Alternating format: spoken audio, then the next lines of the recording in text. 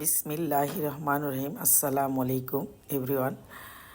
বন্ধুরা, আমি এই আমের আচারটা নিয়ে এসেছি ঠিক 5 দিন পর। আমের এই দেখতে পাচ্ছেন, আমি ছালে টিপ দেওয়ার সাথে ছালটা গলে যাচ্ছে। ছালযুক্ত আচার সবসময় করব, আমরা মাথায় রাখব। যখনই আমরা ঝালটক মিষ্টি ছালযুক্ত আচার করব, তখনই ফার্স্ট কাজ হচ্ছে আমটা সবসময় মাংসযুক্ত আম নেব, হালকা আটি আর মাংস, এই কথাটা মনে রাখবো, তাহলে সেই আচারটা খেতে খুব ভালো লাগে।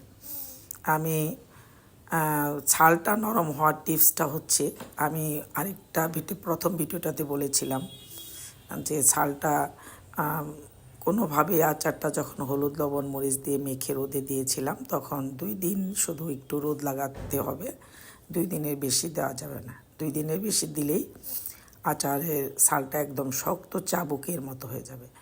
এই কথাটা সবসময়ই মাথায় রাখবেন। ঝালটক মিষ্টি ছালযুক্ত আচারটা 2 দিন একটু রোদে লাগিয়ে তারপর আমরা চুলোতে করে নেব। আর এই আমার হাতে দেখতে পাচ্ছেন, এটা হচ্ছে ওই যে আমি রেখেছিলাম একটু মশলা, মিষ্টি সস, রাঁধুনি সস আর শুকনো মরিচ এর গুঁড়ো, ওটা আমি একটু দিয়ে দিলাম। আচার আসলে একবারে হয় না, স্টেপ বাই স্টেপ আচার করতে হয়। স্টেপ বাই স্টেপ আচার করলে সেই আচারের স্বাদটা অবশ্যই ভিন্ন হবে। এখন এই মশলাটুকু আমি রেখে দিলাম, এটা আমি বয়ামে ওঠানোর সময় মশলাটুকু আবার দিব। এখন একটু উল্টে পাল্টে মশলাটা লাগিয়ে আমি এতে তেল দিয়ে নেব। আমার এই তেল দেওয়াটা হচ্ছে 3rd টাইম। আমি আরও একবার তেল দিব তখন বয়ামে ওঠানোর সময়। আমার এই যে মোটামুটি মশলাটা মেশানো হয়ে গেছে, এখন এই যে তেল দিচ্ছি, এটা কিন্তু 3rd টাইম। 3য় বার আমি তেল দিচ্ছি আর আবার দিব বয়ামে ওঠানোর সময়।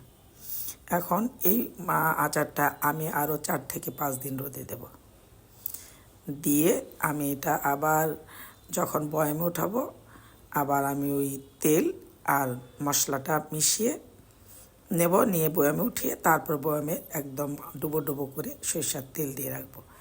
এভাবে আচার করে খেয়ে দেখবেন, পরিবারের প্রত্যেকটা সদস্য এই ছালযুক্ত আমের ঝালটক মিষ্টি এই আচারটা সবাই খুব পছন্দ করে খাবে।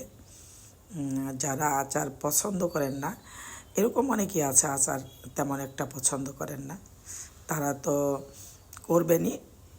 আর যারা পছন্দ করেন তারা তো এই আচারটা ছাড়তেই যাবে না। দেখেন কালারটা কত সুন্দর আসছে, একদম রোদে উল্টে পাল্টে নিলে। এই যে মশলাটুকু আমি আবার রেখে দিলাম, এটা আমি আবার পরে দেব। তো সবাই ভালো থাকবেন, সবাইকে সালাম, আসসালামু আলাইকুম।